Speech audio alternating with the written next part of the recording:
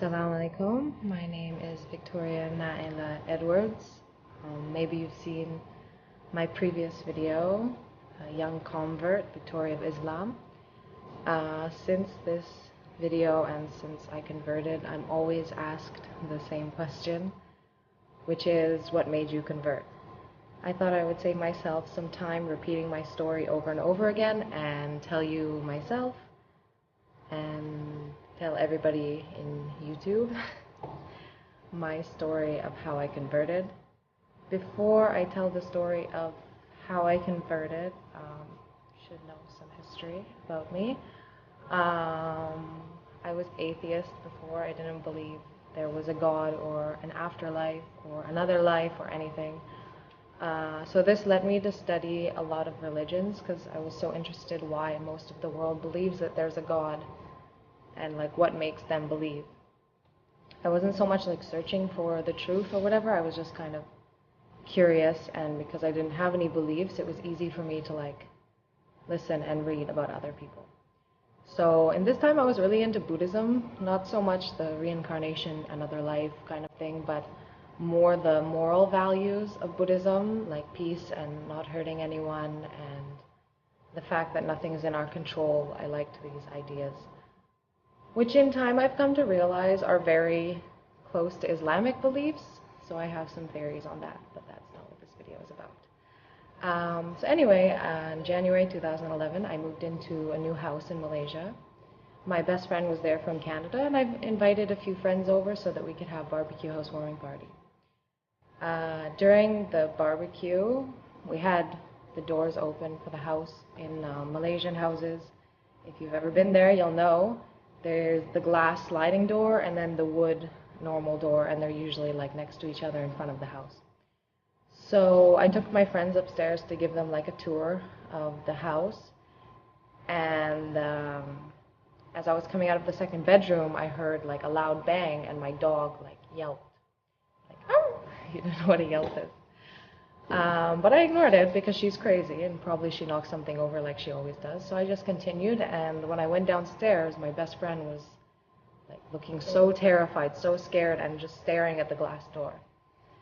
So I got her attention and I asked her what happened. She told me that my dog was walking towards the glass door, and the glass door like slammed shut by itself. And if any of us know anything about science, then you'll know that like even if the wind was so strong that it closed it, then the wood door should have closed too, but it didn't.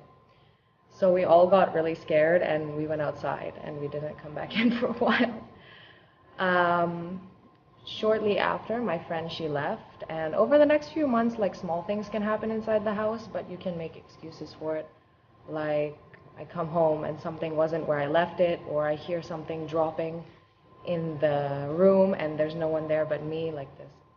Then in May that year, I came home one night. It was like 2 a.m. I went to my room and I got ready for bed, everything. Then I realized I left my light on outside my door. So I went outside to turn it off. And when I went outside, I felt this feeling that I felt before when I would say I was around ghosts, and maybe that sounds crazy, but yeah, like something is not right, like a gripping feeling inside your chest. And I heard like really quietly like some white noise or strange noise or something. And that moment, I swear, like I could feel that it's looking at me from across the hall. My heart like dropped out of my chest. I got so scared, and I was home alone. So I just shut off the light and I locked my bedroom door. And when I turned around, something hit the door so hard behind me. The whole door shook. And in this moment, I was so scared. And I'm never like really turning to God in any situations because I didn't believe in it, and I didn't like see a point, you know, even if I'm gonna die or something, like I didn't see a point to like ask something that I didn't believe in. But in this moment, like when I was helpless and I was hopeless and I couldn't see what was there and I couldn't protect myself from what is there, my mind was like completely clear, and the only thing in my mind was Allah. Not God, not Buddha, not, I don't know, all these other gods that I've studied. It was just Allah. And some people might argue that that's because I was in a Muslim country and most of my friends are Muslim, but like so many years I've been there and never like did I think about Allah or something like this in a situation. So in that moment, like the only thing I could think of to do was to ask Allah to help me. So I said, like, Allah, if you exist, like, please protect me in this situation. And I think most of you will agree, in this kind of situation, you're not gonna sleep, right? Like, you're so scared, right? So I just laid down in bed and I put something on my laptop to watch.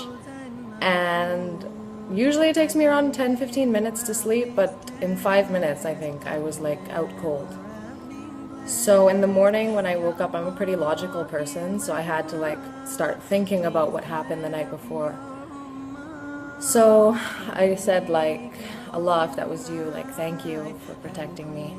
And if this is the path that you want me to go on, you have to help me and guide me because, 22 years of my life I didn't find any religion and nobody on this earth could convince me. Like so many people tried to make me Muslim or ask me to be Muslim, but like nobody could do it. I was so stubborn.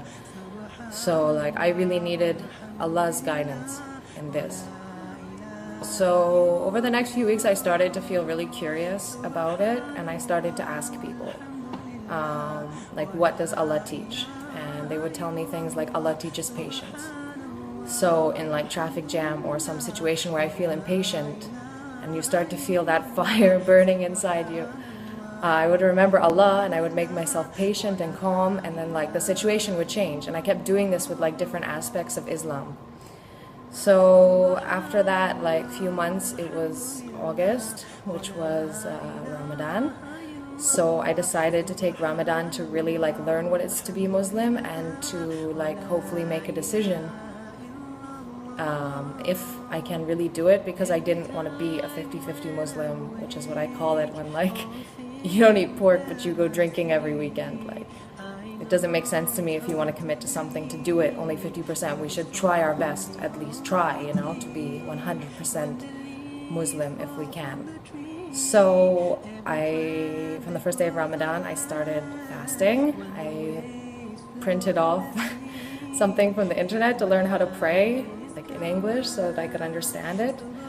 And I read a chapter of Quran every day because I knew it was quite important to like understand the book and what exactly it's teaching, to know whether I can agree with it or not. So it was pretty hard the first Ramadan. It was really weird, and like going into in Malaysia we call it surau. It's like the small masjid inside a building, like it's not a mosque. Going in there the first time, not knowing if I have to do wudu before or after, it was quite interesting. But about halfway through Ramadan, I decided that I didn't want to live or not live the next day not being Muslim. So after Isha prayer, I sat in my living room and I said Shahada in English, which maybe some people say is wrong, but I didn't know any different at that time. And yeah, from that moment I was Muslim. So I hope this story inspires you, or at least entertains you. And inshallah, you're gonna see more videos from me.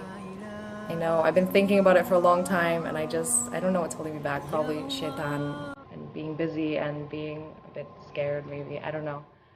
So inshallah, soon you're gonna see more videos about my views on Islam and I wouldn't say problems, but flaws with our ummah today. So always remember Allah and our Prophet Muhammad sallallahu alaihi wasallam and what he would do in the situations you face every day in your life. Allah be with all of you. Assalamu alaikum.